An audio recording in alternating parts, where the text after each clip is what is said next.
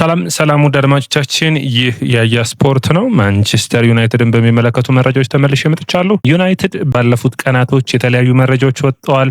በተለይ ጃኦ ጎሜዝን በሚመለከት ፋብሪዚዮ ሮማኖ ያረጋገጠው ነው። የዩናይትድ ተቀዳሚ የዝውውር ዓላማዎች ባሊባና ኤሊዮት አንደርሰን ቢሆኑም ነገር ግን የዝውውር አማራጩ ያመጣላቸውን ጃኦ ጎሜዝን ለማስፈረም ወደኋላ እንደማይሉ ክሪስቲያን ኦርዞካ ዩናይትድን የጤና ምርመራውን ለማድረግ በሚቀጥሉት ቀናቶች እንደሚመጣ አዲሱ ሞሰስ ካይሴዶ የተባለለትን ይህንን ተጫዋች ዩናይትዶች ለማስፈረምና የጤና ምርመራውን እንደሚያደርግ በሚቀጥሉት ቀናቶች ይጠበቃል። ሩበን አሞሪምን በሚመለከት የምናነሳቸው ነጥቦች ይኖሩናል። አዳም ዋርተንስ፣ የኮኮኔ እንዲሁም ደግሞ የኤዜድ አልካማሩን፣ ኪሲ ስሚትን ዩናይትዶች ይፈልጋሉ። ከዛ ውጭ ደግሞ ዩናይትድ አዲስ መልማይ ቀጥረዋል። ካይሊ ማካሊ ይባላል። ማካሊን ለምን አመጡት የሚሉ መረጃዎችን የምናቀርብላችሁ ይሆናል። ውድ አድማጮቻችን ያያ ስፖርትን ላይክ፣ ሼር፣ ኮሜንት፣ ሰብስክራይብ ማድረጋችሁን አትርሱ። እንግዲህ ሩበን አሞሪምና ማንቸስተር ዩናይትድ ባለፉት ቀናቶች አስቸጋሪ ፈተናዎችን ያሳልፈዋል። በተለይ በ10 ተጫዋች ኤቨርተንን አለማሸነፋቸው ከፍተኛ ወቀሳን አድርሶባቸዋል። ታዲያ ዩናይትድ አንድ ቁጥራዊ መረጃ ይሁንና በጣም ገርሞኛል። እንግዲህ ዩናይትድ ከ50% የጨዋታ የበላይነት የሚይዝ ከሆነ ባለፉት እንግዲህ ጨዋታዎች ውስጥ ማንቸስተር ዩናይትድ ከ50% በታች ኳስ ቁጥጥር ካለው በ15 ጨዋታዎችን አድርጎ 7ቱን አሸንፎ 5ቱን አቻ ወጥቶ 3ቱን ተሸንፏል። 26 ነጥቦችን መሰብሰብ ችሏል። በጨዋታውም ላይ በየጨዋታዎቹ ደግሞ 1.7 ነጥብ መሰብሰብ ችሏል። ሌላኛው እንግዲህ ዩናይትድ ከ50% በላይ ኳስ ድርሻዎችን በያዘባቸው 24 ጨዋታዎች ግን ማሸነፍ የቻለው 5 ጨዋታ ነው። አቻ 4 ይወጣል። እንግዲህ 15 ጊዜ ደግሞ ተሸንፏል። ታዲያ እነዚህ ጨዋታዎች ዩናይትድ መሰብሰብ የቻለው 19 ነጥብ ብቻ ነው። ሌላ ነጥብ ልጨምር፣ ዩናይትድ በጨዋታው ላይ 0.8 ነጥቦችን ነው ከ3 ነጥብ የሚሰበስበው። ዩናይትድ በሩበን አሞሪም ስር ኳሶቹን መቆጣጠር ከቻለ ውጤታማ የመሆን እድሉ ጠባብ ነው የሚሆነው። ታዲያ ዩናይትድ በመልሶ ማጥቃት ላይ የተመረኮዘ ቡድን ይሆን የሚያስብል ነው። እንግዲህ ይህንን አይነት ሁኔታዎች ለመቅረፍ ደግሞ በትክክለኛው ሰዓት ትክክለኛ ቡድንን ማዋቀር ከሩበን አሞሪም ይጠበቃል። ሩበን አሞሪም እንግዲህ ምን ያክል እድል ይሰጣቸዋል የሚለው ትልቁ ጥያቄ ነው። በዩናይትድ ቤት ይህንን ሽንፈት በተከታታይ የሚያጋጥማቸው ከሆነ አሁንም ጫናዎች ውስጥ ተመልሰው የሚገቡ ይሆናል። በተለይ ዩናይትድን በአውሮፓ መድረክ ላይ በዘንድሮ ውድድር ዓመት ማሳተፍ የማይችሉ ከሆነ ሌላ ከባድ አጣብቂኝ ውስጥ የሚመጣባቸው ነው። ወደ ክሪስታል ፓላስ ያቀናሉ። እሁድ እንግዲህ ተጠባቂ የሚሆነው ጨዋታ ነው።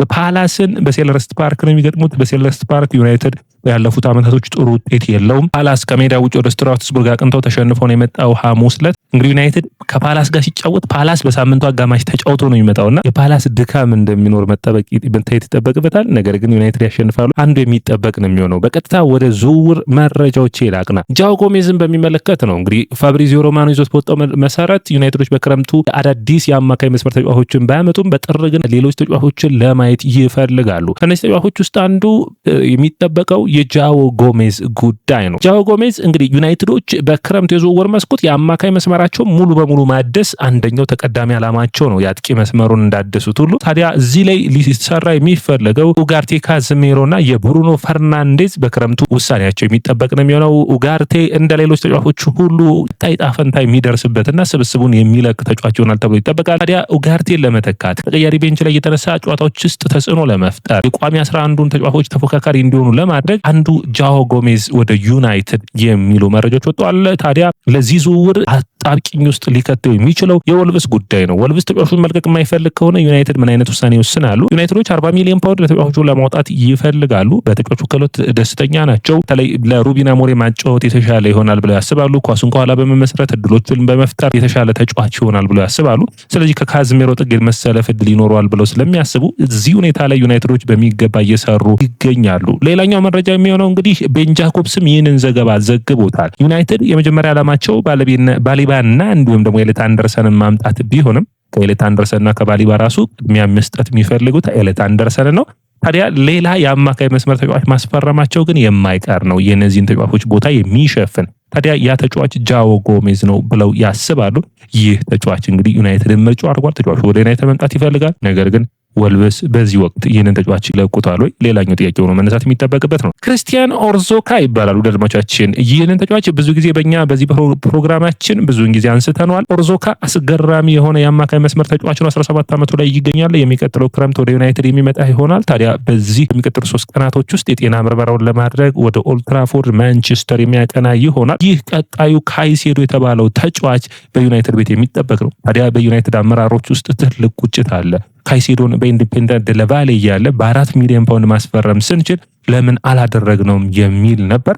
ታዲያ ዩናይትድ ያንን ለመተካት ሲባል አዲሱን እንግዲህ አስደናቂውን የአማካይ መስመር ተጫዋች ኦርዞካን ለማምጣት አስበዋል። ይህ ሁኔታ እንግዲህ አንዱ የሚጠበቅ ነው የሚሆነው። ሌላኛው እንግዲህ ዲክላን ራይስንም ዩናይትድ ታውቃላችሁ ቀድመው ማስፈረም የሚችሉበት እድሎች ነበሩ አርሰናል ከመሄዱ በፊት። ያንን ባለማድረጋቸውም እንግዲህ ይናደዳሉ። ለዛም አንዱ ደግሞ ኤሌት አንደርሰንን በማምጣት ሌላኛውን የዩናይትዱን ዲክላን ራይስ መፍጠር ይፈልጋሉ። ዩናይትድ እንግዲህ የሶይኩ ኮኔና የኦርዞካ አይነት ታዳጊዎች እንደሚፈልጉ ይታወቃል። ታዲያ በክረምት ሌላኛው ተፈላጊ ተጫዋች ሆኖ በዩናይትድ ቤት ዝውውር እቅድ ውስጥ አካል የሚሆነው አዳም ዋርተን ይሆናል ተብሎ ይጠበቃል። አዳም ዋርተን ዩናይትድ ሊመጣ የሚችልበት እድል ይኖራል፣ ላይመጣ የሚችልበት እድል ይኖራል። ምክንያቱም ካላችሁኝ አዳም ዋርተን በአውሮፓ ቻምፒዮንስ ሊግ የሚሳተፍ ቡድን ላይ ነው መሄድ የሚፈልገው። ታዲያ በዚህ ሁኔታ ላይ ደግሞ ማድሪድ፣ ሲቲ፣ ሊቨርፑል፣ አርሰናል ይፈልጉታል። ውሳኔ ተጫዋቹ ነው የሚሆነው። ዩናይትድ ግን ተጫዋቹን ለማምጣት ይፈልጋሉ።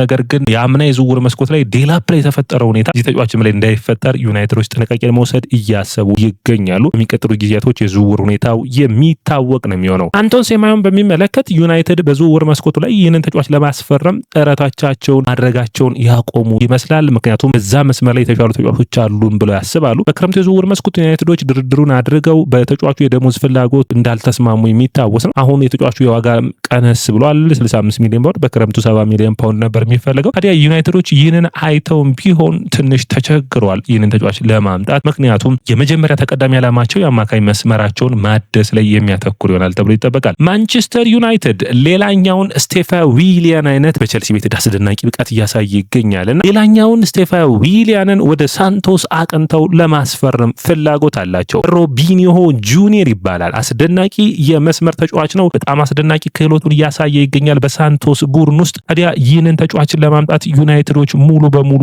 ስካውቶቻቸው መልማዮቻቸውን ልከው ጥረቶችን እያደረጉ ይገኛሉ። ማስፈረምን ቅድሚያ የያዙ ተጫዋች ሆኗል። ሌላኛው መረጃችን የሚሆነው በሳምንቱ አጋማሽ የሰማነው ትልቁ ዜና ነው። የዩናይትድ የምልመላ ክፍል ኃላፊዎች ካይል ማካሊን እንግዲህ ለማስፈረም ጥረቶችን እንዳደረጉና ይህ ካይል ማካሊ የምልመላ ክፍል ኃላፊ ሆኖ የሚሾም ይሆናል። እንግዲህ ይህ የምልመላ ኃላፊ በጣም ብዙዎቻችን የምናውቀው ካይል ማካሊን ማለት ነው የግራም ፖተር በብራይተን እያሉ ይህ ሰው መልማዩ አብሯቸው ነበር። በቸልሲም ቤት አብሯቸው ነበር። ዌስትሃምም ሲሄዱ አብረው ነበር። አሁን ግን ዩናይትድ አሳምነው ከግራም ፖተር ነጥለው አምጥተውታል ማለት ይቻላል። ታዲያ ይህ መልማይ በዩናይትድ ቤት ብዙ ነገሮችን ይሰራል ተብሎ ይጠበቃል። በብራይተን ቤት እንግዲህ ሙሰስ ካይሴዶ ኢንዲፔንዳንቴ ዴላቫሌ ሲያመጡ ይህ መልማይ ትልቁን ስራ ሰርተዋል። ሚቱማን፣ ኩኩሬላን፣ ስቱፒኛን፣ ፈርጉሰንን፣ ኢንሲሶን፣ ጃው ፔድሮን እነዚህን ሁሉ የደቡብ አሜሪካ ድንቅ ምልመላ ምልመላ ሲደረግ በሚገባ አከናውኖ ነበር። ክርስቶፈር ቪቬል የምልመላ ክፍሉ ኃላፊ ነው። ካይል ማካኒ የምልመላ ክፍሉ የሱን ዲቪዥን የሚመራ ይሆናል። በጣም አስደናቂ ክህሎት ያለው መልማይ ነው። ስለዚህ ዩናይትድ ከዚህ የሚጠቀሙ ይሆናል ተብሎ ይጠበቃል። ሌላኛው ዩናይትድ ታዲያ የኤዜድ አልካማሩን የአማካይ መስመር ተጫዋች ኪስ ስሚትን ለማምጣት ጥረቶችን እያደረጉ ይገኛሉ። በዩሮፕ በብዙ ቡድኖች ይህ ተጫዋች ይፈልጋል። ታዲያ ዩናይትድ የመጀመሪያው ፈላጊው ቡድን አይደለም። ነገር ግን ዩናይትዶች ይህንን ተጫዋች በጣም ተደንቀውበታል። በጨዋታ 4 ኳሶችን ሪከቨር የማድረግ አቅም ያለው 60% ድሪብሎች የተሳኩ የሆኑ በተለይ ደግሞ አማካይ መስመሩ ላይ የተሻሉ ጥረቶችን ያደርጋል ከሚባሉ ተጫዋቾች ውስጥ አንዱ የሆነው ይህንን ተጫዋች እንግዲህ ለማምጣት ዩናይትዶች ጥረትን እንደሚያደርጉ የሚጠበቅ ነው የሚሆነው። ሌላኛው እንግዲህ ዩናይትድ በጥሩ እንግዲህ በጣም ሊቸገሩ ከሚችሉባቸው ሁኔታዎች ውስጥ አንድ ሁለቱን ብናነሳ መጀመሪያው ሊሆን የሚችለው ዩናይትድ ብሪያም ምቤሞና የአማድ ጉዳይ ነው። ወደ አፍሪካ ዋንጫ ይሄዳሉ አይደለ? ስለዚህ ሁለቱን ተጫዋቾች ዩናይትዶች ጥረትን እያደረጉ ይገኛሉ። የሀገራት ኃላፊዎቻቸው ጋር በማውራት እንግዲህ ከአፍሪካ ዋንጫ ቀድመው 2 ሳምንት በፊት ነው ወደ ሀገሮቻቸው መሄድ የሚጠበቅባቸው። ዩናይትዶች ይህንን ሁኔታ ላይ በሚገባ ለመስራት ጥረቶችን እያደረጉ ይገኛሉ። እንግዲህ በተለይ የብሪያም ምቤሞ መሄድ ለዩናይትድ ከባድ ጉዳት ነው የሚሆነው። እንዴት ያደርጋሉ እንግዲህ በሚቀጥሉት ጊዜያቶች የምናይ ይሆናል። ጄምስ ጋርነር የቀድሞ የዩናይትድ የአማካይ መስመር ተጫዋች የአሁኑ የኤቨርተኑ አማካኝ በዩናይትድ ከሚፈለጉ ተጫዋቾች ውስጥ አንዱ ነው። ታዲያ ይህንን ተጫዋች ለማስፈረም ዩናይትዶች ምንም አይነት ዋጋ ማውጣት አይጠበቅባቸውም። በክረምቱ በነፃ ለማስፈረም ይችላሉ። ዩናይትድ ከስብስቡ ውስጥ የሚለቁ ተጫዋቾች ካሉ ከተቀያሪ ቤንች ውስጥ ከሚያደርጋቸው ጄምስ ጋርነር አንዱ ሊሆን ይችላልና ዩናይትዶች የማስፈረም እድል እንዳላቸው መረጃዎች ያሳያሉ። ወደ አድማቻችን ይህ የያ ስፖርት ነው። የያ ስፖርትን ላይክ፣ ሼር፣ ኮሜንት፣ ሰብስክራይብ ማድረጋችሁን አትርሱ።